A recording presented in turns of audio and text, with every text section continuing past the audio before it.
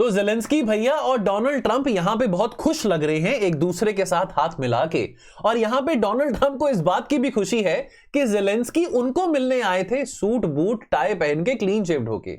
ये वो जमाना है जब शायद ज़ेलेंस्की जी के पास पैसे होते थे, क्योंकि अपेरेंटली अगर अभी माने डोनाल्ड ट्रंप के एडवाइजर्स की और उनके वाइस प्रेसिडेंट की, तो शायद ज़ेलेंस्की के पास पैसे नहीं है, क्योंकि ज़ेलेंस्की ऐसे अब डोनाल्ड ट्रंप को मिलने आए हैं जहां पे उन्होंने टाई नहीं पहनी, दाढ़ी नहीं बनाई, सूट बूट नहीं पहना और उनके कपड़ों पे बहुत टिप्पणी करी अभी जब रिसेंटली डोनाल्ड ट्रंप को ज़ेलेंस्की मिले। लेकिन बैक देन इन 2019 जब डोनाल्ड ट्रंप और ज़ेलेंस्की मिले थे, तब उनके कपड़ों पे, उनकी दाढ़ी पे और उनके पहनावे पे इतनी टिप्पणी नहीं करी गई थी। हाल फिलहाल में हमने देखा, मजेदार डिस्कशन देखा हमने, जहां पे लोगों के कई सारे व्यूज आए हैं। ये जो डिस्कशन और आर्ग्यूमेंट हमने देखा डोनाल्ड ट्रंप और ज़ेलेंस्की के बीच में, सोशल मीडिया पे देखा, टीवी चैनल्स पे देखा, कुछ लोगों के कमेंट्स थे कि भाई वाह, ज़ेलेंस्की ने अपने आप को बहुत सही डिफेंड किया, ज़ेलेंस्की ने अपना काम और कंपोजर बना के रखा जब उनके ऊपर घमासान आक्रमण अमेरिका के राष्ट्रपति और उपराष्ट्रपति कर रहे थे। फिर कई लोगों ने यह भी कहा कि नहीं, डोनाल्ड ट्रंप ने सही फटकार लगाई है, सही उनको एक जैसे हम पंजाबी में कहते हैं कि चड़कलाई है ना। तो यहां पे कुछ लोगों ने यह भी कहा कि भाई डोनाल्ड ट्रंप का ये कहना, डोनाल्ड ट्रंप का ये फटकार लगाना ज़ेलेंस्की को बहुत जायज था।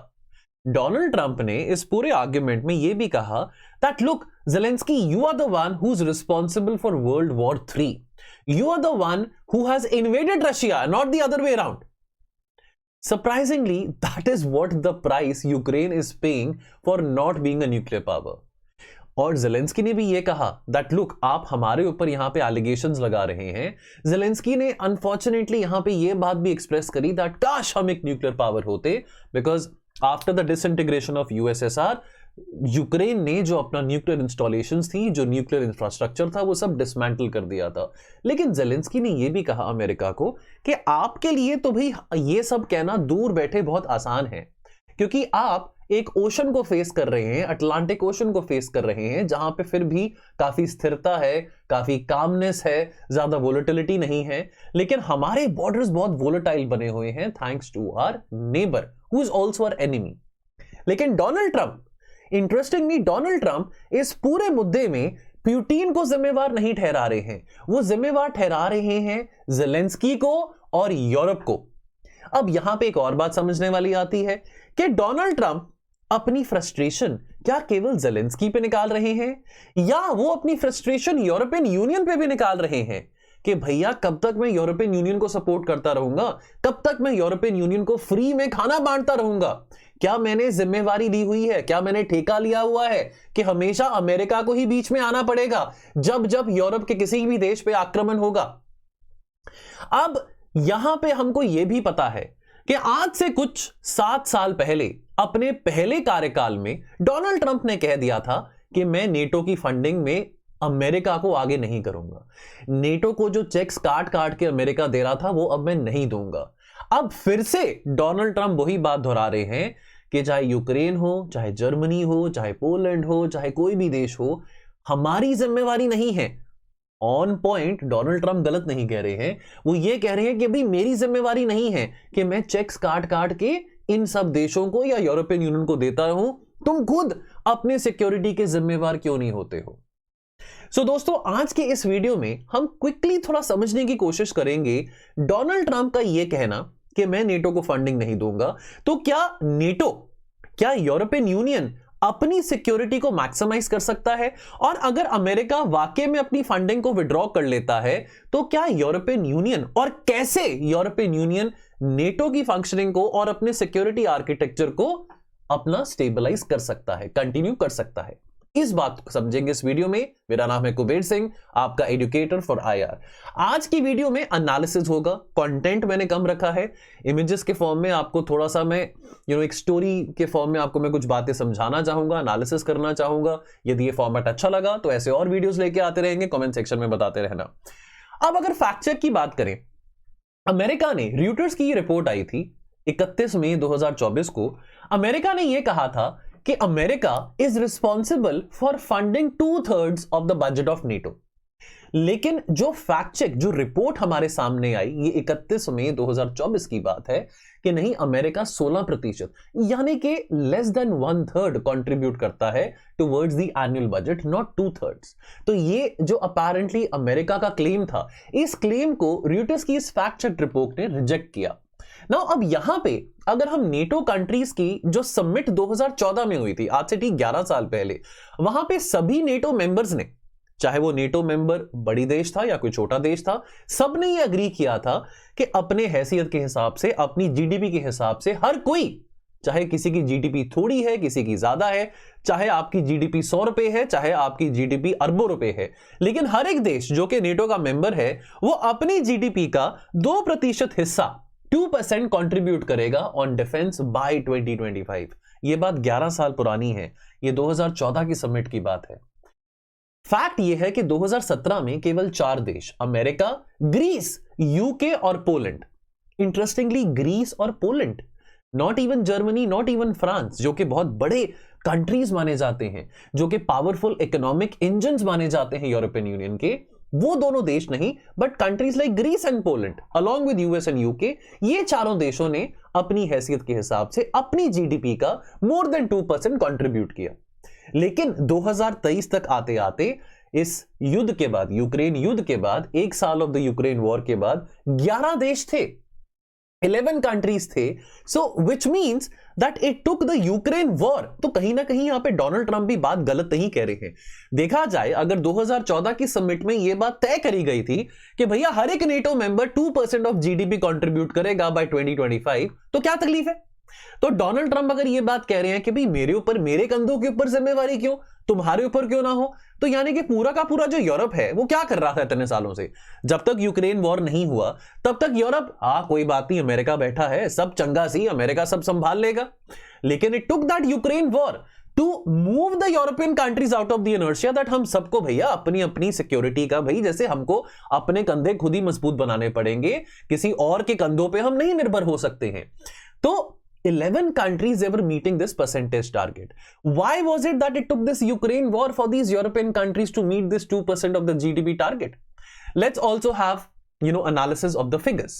Top 10 NATO countries जिनका जो highest defense expenditure है as a percentage of GDP, ये 2023 के आंकड़े हैं, तो सबसे ज्यादा जो आगे है वो पोलैंड है, close to 4% of the GDP। देखो, जब एनालिसिस करते हैं तो फैक्ट्स और फिगर्स हमारे सामने सही होना बहुत जरूरी है। आज के दुनिया में, आज के टाइम पे हम पोलराइज टाइम्स में रह रहे हैं और हर कोई अपना अपना नैरेटिव आगे रखना चाहता है, लेकिन नैरेटिव्स को चेक करना और उसको काउंटर करना भी बहुत जरूरी है, बिकॉज आज के हम इंफॉर्मेशन एरा में हमारे पास सफिशिएंट रिसोर्सेज है, सफिशिएंट इंफॉर्मेशन है जहां पे हम ऐसे नैरेटिव्स को काउंटर कर सकते हैं। अब पोलैंड का देखो, close to 4% of the GDP of Poland वो कंट्रीब्यूट कर रहा है towards the defence expenditure of NATO. और नंबर 2 पे as a percentage of GDP की बात कर रहा हूं, नंबर 2 पे यूएसए आता है, नंबर 3 पे ग्रीस आता है, नंबर 4 पे एस्टोनिया, फिर लिथुएनिया, फिर फिनलैंड। अरे भैया, जो बाकी पावरफुल देश हैं यूरोप के, वो कहां बैठे हैं? जर्मनी है, फ्रांस है, वो कहां बैठा है? तो डोनाल्ड ट्रंप ने जो बात कही, डोनाल्ड ट्रंप दिन रात बहुत सारी बातें करते हैं, लेकिन डोनाल्ड ट्रंप ने यहां पे कुछ गलत नहीं कहा था। इनफैक्ट डोनाल्ड ट्रंप ने सही कहा था back in 2017 that why should I pay for your own खर्चास, why should I pay for your own needs, why should I spoil my taxpayer money for funding wars in Europe? UK number 10 पे है as a percentage of GDP.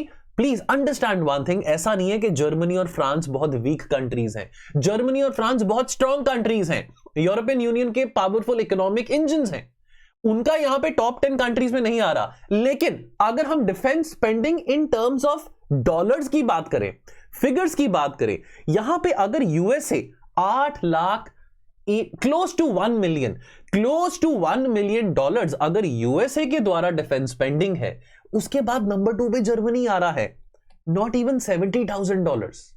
आंकड़ा देख रहे हैं, फर्क देख रहे हैं। USA close to 1 million dollars, और जर्मनी, यूके, फ्रांस ये 50, 60, 70 हजार डॉलर्स। तो यानी कि इतना ज्यादा फासला। अब पोलैंड की जीडीपी और जर्मनी की जीडीपी में फर्क है। देखो, पोलैंड अगर अपना 4% ऑफ जीडीपी कंट्रीब्यूट कर रहा है टुवर्ड्स द नेटो स्पेंडिंग, तो वो 4% भी कितना आ रहा है, महज $30,000। सो जो बड़े देश हैं, जर्मनी है, फ्रांस है, यूके है, उनकी जिम्मेवारी ज्यादा बनती है। अब अगर आपकी जीडीपी कम है तो उसका 2% भी कम होगा। भाई ये तो आपको जिम्मेवारी उठानी है ना, कि अगर आप एक पावरफुल कंट्री हैं, आपकी जीडीपी ज्यादा है as compare to countries like Italy, Portugal, Greece और स्पेन, तो आप उतना ज्यादा स्पेंडिंग करें। आंकड़े आपके सामने हैं, हम फैक्ट चेक कर रहे हैं। नाउ इंटरेस्टिंगली, एक जर्मन पब्लिकेशन है ड्यूश वेल, यहां पे एक आर्टिकल आया और इस आर्टिकल में यह बात लिखी कि आपको अगर यह बात मैं बताऊं कि यूरोप अगर अभी भी चाहे, इस आर्टिकल में फैक्ट्स एंड फिगर के साथ एनालिसिस किया गया है कि यूरोप अगर अभी भी चाहे तो आराम से वो अपने कलेक्टिव सिक्योरिटी नीड्स का ख्याल रख सकता है और अपनी डिफेंस स्पेंडिंग बढ़ा सकता है अगर आज रात को अमेरिका कहे कि हम नेटो से विड्रॉ कर रहे हैं। इनफैक्ट डोनाल्ड ट्रंप ने यह भी कहा, हालांकि इस एलिगेशन को मैं थोड़ा गलत कहूंगा, डोनाल्ड ट्रंप ने यह कहा कि नेटो हमारी मदद में कभी भी नहीं आया है। देखो, डोनाल्ड ट्रंप को यह बात याद दिलानी जरूरी है कि जब आपके देश में 11 सितंबर को अटैक हुआ था, 9/11 2001 की बात कर रहा हूं, जब अटैक हुआ था, आर्टिकल 5 को आपने इन्वोक किया था, तो पूरा का पूरा यूरोप आया था आपकी मदद में, पूरा का पूरा यूरोप मोबिलाइज हुआ था। देन बाद में आपने चाहे अफगानिस्तान में लड़ाई लड़ी हो, चाहे आपने इराक में लड़ाई लड़ी हो, यूरोप आपके साथ खड़ा था। और ऐसा नहीं है कि सिर्फ वो 9/11 के बाद है, उसके बाद भी हमेशा यूरोप ने भी मदद करी है अमेरिका की, चाहे अमेरिका ने सीरिया में हमला किया हो, इराक में किया हो, अफगानिस्तान में किया हो, यूरोप ने भी मदद करी है। तो यह बात डोनाल्ड ट्रंप की कहना कि भैया हम ही मदद कर रहे हैं नेटो की, यूरोप हमारी मदद नहीं कर रहा और नेटो में रहने का हमको फायदा नहीं है, ये आर्ग्यूमेंट को तो हम खारिज कर सकते हैं। लेकिन ड्यूश वेल, एक जर्मन पब्लिकेशन में ये बहुत साइंटिफिकली, एक बहुत रैशनल तरीके से बात यहां पे आई है हमारे सामने कि अगर यूरोप चाहे तो अपनी डिफेंस नीड्स को केटर कर सकता है बिना अमेरिका पे डिपेंडेंट हुए। अब हाल फिलहाल में कुछ ऐसे देश हैं, जैसे कि फॉर एग्जांपल मैं ब्रिटेन के प्राइम मिनिस्टर केयर स्टारमर की बात करूं, नए नए प्राइम मिनिस्टर बने हैं ब्रिटेन के हाल ही में, उन्होंने भी अपनी जो डिफेंस स्पेंडिंग है, जो ब्रिटेन की जो डिफेंस स्पेंडिंग है, जो यूनाइटेड किंगडम की डिफेंस स्पेंडिंग है, वो बढ़ाई है। यूके का जो डिफेंस बजट है वो 2.5% ऑफ द जीडीपी पे लेके जाने की बात करी गई है बाय 2027, यानी कि यूके की जीडीपी 2027 में जितनी होगी उसका 2.5% यूके अपने डिफेंस बजट पे स्पेंड करेगा, slightly more than what is right now which is 2.3%। Alright, तो यूरोप में कुछ ऐसे देश हैं जो कि अब बदलते माहौल को देख के अपनी डिफेंस स्पेंडिंग को बढ़ाना चाहते हैं in the wake of a threat not from Russia as of now, but the bigger threat to Europe is कि अगर अमेरिका अपनी फंडिंग विड्रॉ कर लेता है। जर्मनी में अगर हम देखें तो ये भाई साहब यहां पे देख रहे हैं हम, ये नए जर्मनी के चांसलर बनने वाले हैं। ओलाफ स्कॉल्स हार गए हैं और ये फर्डिनेंड फर्स्ट जो है ये एक नए चांसलर बनने वाले हैं, फेडरल चांसलर बनने वाले हैं जर्मनी के। जर्मनी में भी पॉलिटिकल लीडर्स अभी स्ट्रगल कर रहे हैं कि कैसे वो रिस्पॉन्ड कर सके। जो ब्रिटिश के प्राइम मिनिस्टर केयर स्टारमर ने पुकार लगाई है कि चलो हम सब अपनी डिफेंस स्पेंडिंग बढ़ाते हैं। ब्रिटिश के प्राइम मिनिस्टर ने यह पुकार लगाई है कि हम एक ऐसा कोलिशन बनाते हैं यूरोपियन कंट्रीज का जहां पे हम थोड़ा थोड़ा सा अपनी डिफेंस स्पेंडिंग बढ़ाते हैं, ताकि जो डिफरेंस आएगा जब अमेरिका विड्रॉ करेगा अपनी फंडिंग को, वो डिफरेंस को हम अपनी इंक्रीज डिफेंस स्पेंडिंग के साथ कवर अप कर सके। लेकिन अभी जर्मनी में पॉलिटिकल ट्रांजिशन हो रहा है और जर्मनी में भी जो पॉलिटिकल पार्टीज हैं, तो ये क्रिश्चियन डेमोक्रेटिक पार्टी से आते हैं, सीडीपी, फर्डिनेंड फर्स्ट, ये क्रिश्चियन डेमोक्रेटिक पार्टी से आते हैं और अभी ये भी क्लियर नहीं है कि किस तरह से ये डिफेंस स्पेंडिंग को बढ़ा सकते हैं। हालांकि यूक्रेन वॉर के बाद 100 बिलियन यूरोस का एक फंड जर्मनी ने बनाया था ताकि ये फंड को मोबिलाइज किया जा सके towards the Ukraine war. Now अब सिक्योरिटी एनालिस्ट की माने, जो कि नेटो के सिक्योरिटी एनालिस्ट हैं, जो कि यूरोपियन सिक्योरिटी को ऑब्जर्व कर रहे हैं, उनका यह कहना है कि भैया ऐसा तो नहीं है कि आज कोई रशिया इमिनेंटली जर्मनी को अटैक करने वाला है या आज रात को ही जर्मनी के ऊपर आक्रमण होने वाला है रशियन ट्रूप्स के द्वारा। अभी तो रशिया यूक्रेन में ही बिजी है, तो ऐसा तो नहीं है कि भैया आज कोई जर्मनी के ऊपर अटैक होने वाला है, तो हमको क्या पड़ी है अपनी डिफेंस स्पेंडिंग इतनी ज्यादा बढ़ाने के लिए।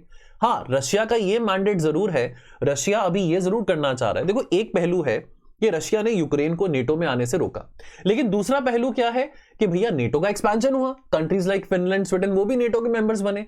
लेकिन अब हम ये बात को भी देख रहे हैं कि रशिया ने भले यूक्रेन पे युद्ध करके वॉर करके नेटो को एक्सपैंड किया, लेकिन साथ ही साथ नेटो का मैंडेट अभी बिल्कुल क्रम्बल हो रहा है। नेटो एज एन ऑर्गेनाइजेशन बिल्कुल क्रम्बल हो रही है with the return of America. And therefore Russia बेशक अभी लड़ाई पूरी तरह से नहीं जीत पाया यूक्रेन से, लेकिन रशिया ने एटलीस्ट दुनिया को यह दिखा दिया है कि जहां तक मिलिट्री डोमिनेंस की बात है तो रशिया यूरोप के ऊपर भारी पड़ सकता है, स्पेसिफिकली जब ट्रंप वापस आ गए हैं। जो बाइडेन के टाइम पे और जमाना था, लेकिन अब ट्रंप के जमाने में व्लादिमीर पुतिन कह रहे हैं कि अब बताओ तुम किसके पास जाओगे, अब तो ट्रंप भी तुम्हारी मदद नहीं करेगा। इनफैक्ट सिक्योरिटी एनालिस्ट ये भी कह रहे हैं कि व्लादिमीर पुतिन आने वाले 5-6 सालों में शायद Baltic states Estonia, Latvia, Lithuania, इसको याद रखने के लिए एक एक्रोनिम बताता हूं, लीला सोनिया। ठीक है, लीला सोनिया, लीला सोनिया से आपको याद रहेगा लिथुएनिया, लातविया, एस्टोनिया। तो इनफैक्ट सिक्योरिटी एनालिस्ट का यह भी कहना है दैट आने वाले 5, 7 या इवन 10 सालों के अंदर अंदर व्लादिमीर पुतिन कुछ प्लान कर सकते हैं, अटैक प्लान कर सकते हैं over the Baltic states, which can be an imminent threat to NATO. और अगर ऐसा चलता रहा अमेरिका का रवैया तो अमेरिका नहीं आएगा इन सबको डिफेंड करने के लिए। नाउ जब ये लड़ाई शुरू हुई थी तो ओलाफ स्कॉल्स तब नए नए जर्मनी के चांसलर बने थे। In response to the Russian war तब जर्मनी ने एक 100 बिलियन यूरो का यानी कि $103 बिलियन का एक स्पेशल डेट फंड क्रिएट किया था, जिसका इस्तेमाल किया जा रहा था जर्मनी के लॉन्ग निग्लेक्टेड आर्म्ड फोर्सेस को। अब हुआ क्या ना कि वर्ल्ड वॉर 2 के बाद जर्मनी को भी अपना सबक मिल गया, तो जर्मनी ने कहा कि चलो यार, हमने बहुत मार खाई वर्ल्ड वॉर 1 में, हिटलर ने वर्ल्ड वॉर 2 में भी बहुत मार खाई, बाद में आके शुरू में तो जर्मनी का बहुत दबदबा था यूरोप में जब वर्ल्ड वॉर 2 शुरू होने से पहले, लेकिन जर्मनी अपना सबक सीख गया था। जर्मनी को था कि भैया अब हमने अपने डिफेंस पे इतना प्रायोरिटी नहीं देना है, हमने प्रायोरिटी देना है अपनी इकोनॉमी में, हमने प्रायोरिटी देना है अपनी मैन्युफैक्चरिंग पे। इनफैक्ट जर्मनी और जापान दोनों को बहुत भारी सबक मिला था वर्ल्ड वॉर 2 के बाद, और उनका फोकस यही था कि अपनी इकोनॉमीज को रिवाइव करना है, जॉब क्रिएशन, एम्प्लॉयमेंट क्रिएशन करना है और मैन्युफैक्चरिंग हब्स बनाने हैं। लेकिन ये यूक्रेन और जर्मनी को था कि कोई बात नहीं, बड़ा भाई अमेरिका बैठा है, कभी मुसीबत पड़ेगी, कभी कुछ होगा तो अमेरिका बैठा है। अब जब ये यूक्रेन वॉर हुआ तो जर्मनी को भी रियलाइज हुआ कि भैया हमारी जो आर्म्ड फोर्सेस है, हमारी जो आर्मी है, नेवी है, इतने टाइम से हम निग्लेक्ट कर रहे थे, इतने टाइम से हम सिर्फ अपनी इकोनॉमी को रिवाइव करने में पैसा लगा रहे थे। लेकिन ये भी एक रियलिटी है कि आज रशिया ने यूक्रेन पे अगर युद्ध किया है, हमला किया है, तो वो दिन भी दूर नहीं है कि कल को वो किसी भी और यूरोपियन देश पे युद्ध करे। और विद इन यूरोप, इस बात को डिनाई तो नहीं कर सकते हैं, विद इन यूरोप जर्मनी और फ्रांस बहुत इंपॉर्टेंट और इंफ्लुएंशियल कंट्रीज हैं। So what will they be doing अगर कल को यूरोप के ऊपर और ज्यादा खतरा होता है, if not from Russia but from some other country. So therefore ये एक स्पेशल फंड बनाया गया था जहां पे जर्मनी की आर्म्ड फोर्सेस की नीड्स को प्रायोरिटाइज करने की बात करी थी। नाउ इनफैक्ट एक थिंक टैंक है ब्रूएगेल एक ब्रुसेल्स बेस्ड थिंक टैंक है, और यहां के इकोनॉमिस्ट का यह कहना है, कैलकुलेट किया है कि यूएस मिलिट्री एड जो थी to Ukraine in 2024 that was around 20 billion euros out of the total 42 billion euros. और इसको रिप्लेस करने के लिए, इस मिलिट्री एड टूवर्ड्स यूक्रेन को रिप्लेस करने के लिए यूरोपियन यूनियन को क्या करना पड़ेगा? केवल 0.12% ऑफ इट्स जीडीपी बढ़ानी पड़ेगी। तो क्या यह बहुत मुश्किल बात है? क्या यूरोप के लिए 0.12% ऑफ जीडीपी बढ़ाना क्या बहुत मुश्किल बात है? नहीं, ये फीजिबल है, this is very much feasible. तो अगर हम नंबर्स और फैक्ट्स और परसेंटेजेस पे देखें तो ये एक बहुत साइंटिफिक और रैशनल तरीके से ये जो थिंक टैंक है ब्रूएगेल, जो कि ब्रुसेल्स बेस्ड थिंक टैंक है, उनका ये कहना है कि इतनी मुश्किल बात नहीं होगी। अगर यूरोप चाहे तो अपनी डिफेंस स्पेंडिंग को बढ़ा भी सकता है। इनफैक्ट जो कि डेप्यूटी चीफ हैं यूरोजोन के जो डेप्यूटी चीफ इकोनॉमिस्ट हैं जैक एलन रेनॉल्ड्स, उनका यह कहना है कि शॉर्ट टर्म में आने वाले कुछ सालों में अगर पूरा यूरोप अगर 250 बिलियन यूरोस पर ईयर भी कंट्रीब्यूट करे, अगर अपने डिफेंस बजट्स को 2% की जगह अगर 3.5% of the GDP European union लेके जा सके, तो भी शायद नेटो की फंक्शनिंग और यूरोप का जो सिक्योरिटी आर्किटेक्चर है यूरोप मेंटेन करके रख सकता है। अब सवाल यहां पे ये उठता है कि ये पैसा कहां से आएगा? क्या ये पैसा यूरोपियन कंट्रीज, चाहे वो जर्मनी है या चाहे वो ग्रीस है, जर्मनी एक पावरफुल कंट्री है यूरोप में, Greece is not very strong economically as compare to Germany. सवाल ये आता है कि ये सब कंट्रीज पैसा कहां से लेके आएंगे? क्या ये पैसा टैक्सपेयर्स मनी में से आएगा या कुछ इनोवेटिव इंस्ट्रूमेंट्स हैं जो कि इस फंड को रेज कर सकते हैं? तो यहां पे जैक एलन रेनॉल्ड्स कुछ सॉल्यूशंस बताते हैं कि कैसे डिफेंस नीड्स को फाइनेंस किया जा सकता है। उन्होंने बोला है कि एक हम रीआर्ममेंट बैंक बना सकते हैं, एक रीआर्ममेंट बैंक बना सकते हैं जो कि सपोर्ट कर सकता है डिफेंस सेक्टर को, और इससे जो नेशनल बजट्स हैं हर एक यूरोपियन कंट्री के जो कि नेटो के मेंबर्स हैं, उनके नेशनल बजट्स पे मिनिमम इंपैक्ट होगा। यानी कि उनको अपना जो कैपिटल एक्सपेंडिचर का खर्चा है, एसेट क्रिएशन का खर्चा है, वो यहां पे डाइवर्ट नहीं करना पड़ेगा, लेकिन एक स्पेशल पर्पस रीआर्ममेंट बैंक बना सकते हैं जिसमें से पैसा उठाया जा सकता है, इन्वेस्ट किया जा सकता है for meeting the defence needs. Then एक और सुझाव दिया है जैक रेनॉल्ड्स ने, वो ये कहा है कि यूरोपियन यूनियन एक नया जॉइंट बोरोइंग प्रोग्राम लॉन्च कर सकता है which is very similar to the 750 billion euro pandemic recovery fund जो कि यूरोपियन यूनियन ने लॉन्च किया था। अब इस फंड का नाम रखा जा सकता है द नेक्स्ट जनरेशन EU। सो अगर हम ऐसा कोई फंड लॉन्च कर दें, जैक रेनॉल्ड्स ये कह रहे हैं, अगर कोई ऐसा हम फंड लॉन्च कर दें, ऐसे फंड्स को स्पेशल पर्पस के लिए बनाया जा सकता है to meet the defence needs of European Union. Question यहां पे एंड में ये आता है कि ये फंड्स को रेज करने के लिए क्या यूरो बॉन्ड्स का जो तौर तरीका है, क्या यूरो बॉन्ड्स के जरिए, क्या यूरो बॉन्ड्स इंस्ट्रूमेंट के जरिए, क्या ये डेट को, क्या ये फंड्स को जनरेट किया जा सकता है? अब इस बात को जर्मनी रिजेक्ट करती है। जर्मनी का यह कहना है कि देखो, अगर यूरो बॉन्ड्स के चलते अगर आप फंड्स को जनरेट करोगे, अगर आप पैसा इकट्ठा करोगे, उससे क्या होगा कि देखो, जर्मनी की क्रेडिट रेटिंग बहुत अच्छी है, जर्मनी की AAA क्रेडिट रेटिंग है। अभी जर्मनी को जो पैसा उठाना पड़ता है मार्केट में से, बहुत लो कॉस्ट ऑफ इंटरेस्ट पे उठाना पड़ता है। लेकिन यूरो बॉन्ड्स लॉन्च करने से, यूरो बॉन्ड्स का जो एक्सपीरियंस है वो पहले भी यूरोपियन यूनियन सफर कर चुका है जब यूरोजोन क्राइसिस हुआ था। तो यूरो बॉन्ड से जब अगर आप पैसे रेज कर रहे हो, तो कुछ ऐसे देश जो कि इतने ज्यादा स्ट्रांग नहीं है इकोनॉमिकली, जैसे कि हम पिग्स इकोनॉमीज की बात करें, पोर्चुगल है, इटली है, ग्रीस है, स्पेन है, अब ये क्या करेंगे? ये फिर डिसिप्लिन नहीं शो करेंगे। They will become indisciplined, they will start spending more money जो कि इनके नेशनल बजट्स में से हैं। They will be more dependent कि कोई बात नहीं, हम अपना पैसा खर्च करते रहते हैं सोशल नीड्स के ऊपर, सब्सिडीज के ऊपर, सोशल वेलफेयर के ऊपर, और बाकी नीड्स के लिए यूरो बॉन्ड्स है ना, यूरो बॉन्ड से हम पैसा उठाते रहेंगे, वहां से हम डेट उठाते रहेंगे। अब इससे क्या होगा? इससे जो वीकर इकोनॉमीज है यूरोप की, वो क्या करेंगी? वो जो क्रेडिट रेटिंग्स हैं of the stronger economies of Europe, like France है, लाइक जर्मनी है, उनकी क्रेडिट रेटिंग्स को भी खराब करेंगी। और जो स्ट्रॉन्गर इकोनॉमीज हैं like France and Germany, because of the weak discipline shown by the other European economies, तो जो stronger European economies हैं, they would be forced to borrow money from the market at a very higher rate of interest। तो Germany इस बात को काफी oppose कर रही है कि यूरो बॉन्ड से हमने पैसे जनरेट नहीं करने हैं।